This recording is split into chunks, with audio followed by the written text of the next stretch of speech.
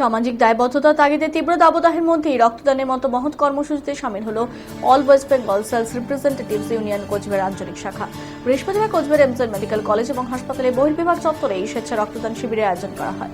প্রায় শতাধিক রক্তদাতাই শিবিরে রক্তদান করেন। এই রক্তদান শিবিরে উপস্থিত থেকে এই মহতী কর্মসূচির সাফল্য কামনা করেন সংশ্লিষ্ট মেডিকেল কলেজ এবং হাসপাতালের এমএসভিপি রাজীব প্রসাদ।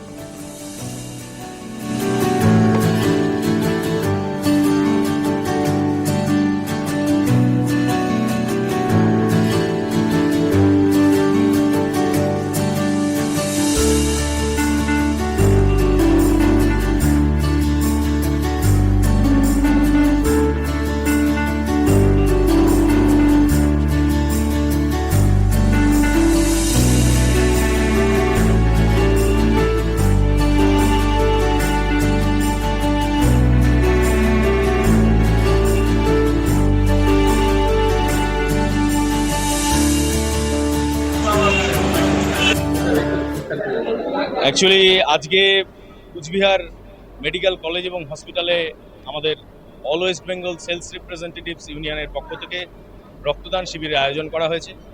আমরা বরাবরই কুচবিহার এই এমজেন হসপিটালে রক্তদান করে থাকি।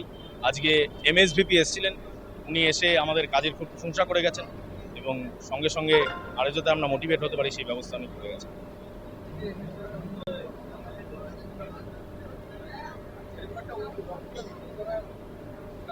অ্যাকচুয়ালি মেডিকেল এবং সেলস রিপ্রেজেন্টেটিভদের ইউনিয়ন আমাদের এই রক্তদান শিবির আমরা বরাবর করে থাকি।